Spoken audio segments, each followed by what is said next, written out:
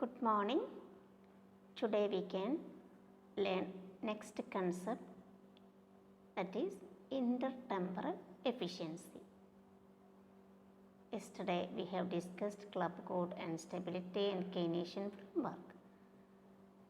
An intertemporal efficiency means that a firm, government or a nation maintain right balance between resources used for current consumption as opposed to future use. Intertemporal efficiency means a firm, businessman, government or a society maintains right balance between resources used for present consumption and opposed to future use. The focus of the government policies is to achieve greater intertemporal efficiency so that we use our resources sustainably and current generations do not impose an unfair burden on future generations. So we should not create burden on future generation while using present resources. According to Mangue, devoting more resources into producing capital require devoting fewer resources to producing goods and services for current consumption. That is, for society to invest more in capital, it must consume less and save more of its current income. So, Mangue states devoting more resource to producing capital require we should use only less resource for producing goods and services for the present use. That is, society invests more in capital and it must consume less. We can save more resources for future and we can save present income also. By encouraging saving and investment is one of the way that a government can encourage growth, and in the long run also it can raise standard of living. The intertemporal market failure occurs as the benefit of most of the public goods are experienced by present generation, while the cost will be borne by future generation. So, without considering the future, we are simply using public goods and we are using all resources. Surely the future generation will suffer. Generally, people discount future benefits because they prefer to consume and prefer things now rather than in future.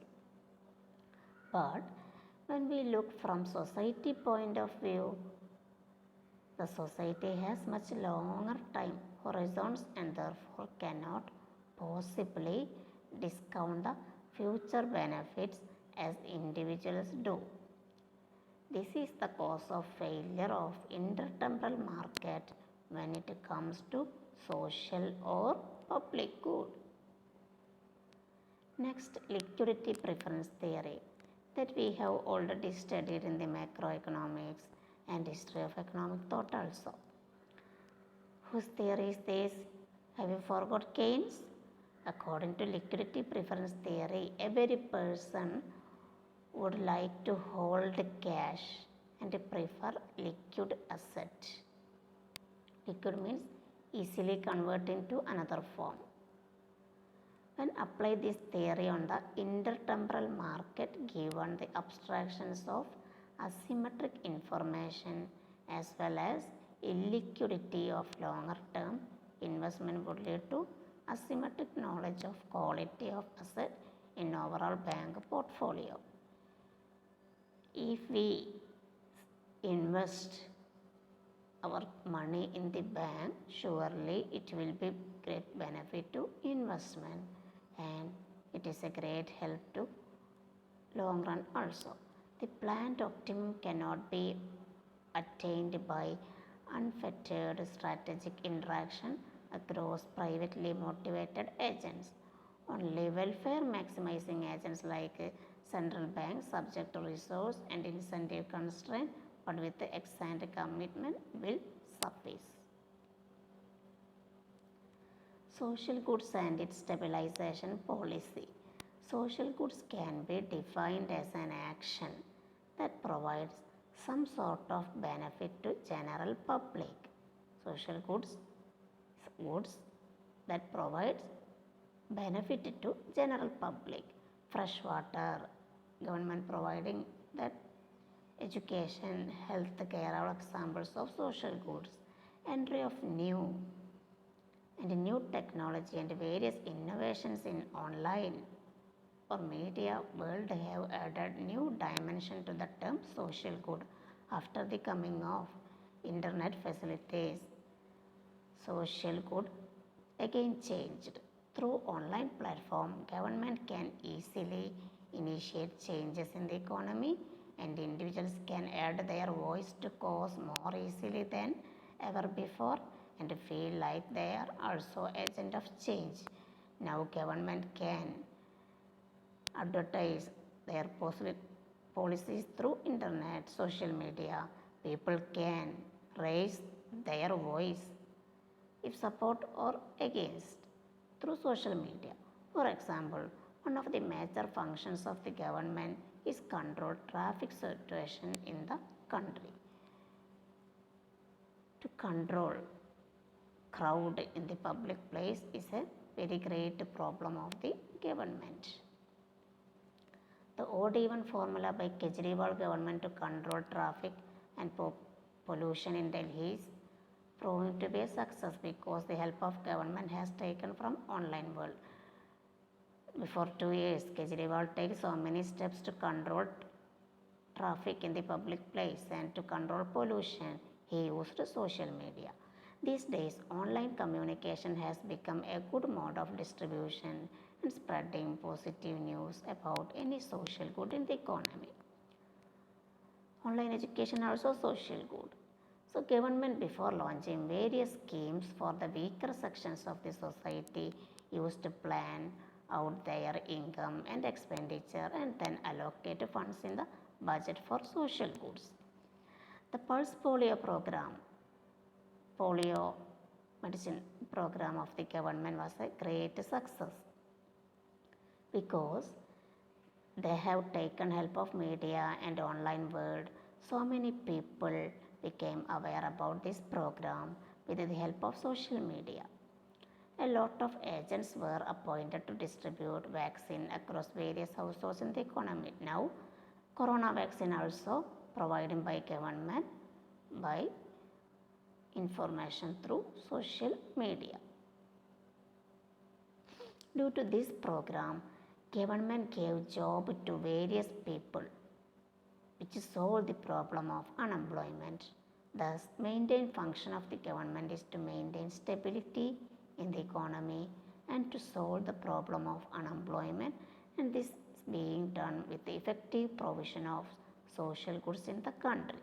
Thus, social goods play an important role in the formulation of stabilization policy by the government. Then poverty alleviation is our next topic. What is poverty? Then different levels of poverty that we have already studied in the degree level. The main goal of any economic development is to eliminate poverty from the society and to attain sustainable economic growth through formulation of appropriate policy by government. According to World Bank, poverty is an unacceptable human deprivation in human well-being that can compromise both physiological and social deprivation. It is an unacceptable human deprivation without getting food, that is deprivation.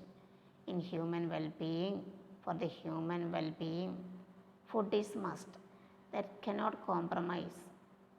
So, can compromise both physiological and social deprivation. Physiological deprivation include non-fulfillment of basic materials needs, which include health, cloth, shelter, etc. Social deprivation means risk, powerlessness, self-respect, etc. So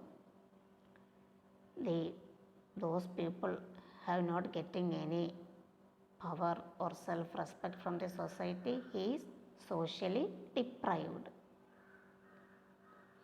Poverty reduction strategy is first decided and then an estimate should be done by the government in its budget.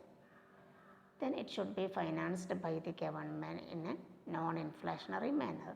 Poverty alleviation has been a major agenda of every government in India to attain sustainable level of economic growth and development in the country. Various poverty alleviation schemes framed by the India government.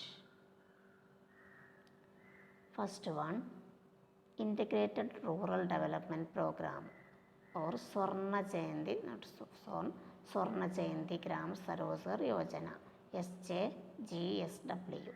This scheme were introduced in selected parts of the country during 1978-79 but were universalized from October 2nd, 1980.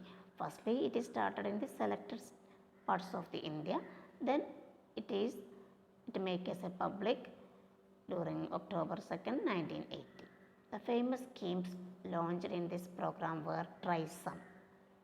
That schemes were, you have already studied Indian economy, training of rural youth for self-development, DWCRA, that is development of women and child in rural area, SITRA, supply of improvement of toolkit on rural artisan means craftsmen, then GKY, Ganga Kalyana Yojana.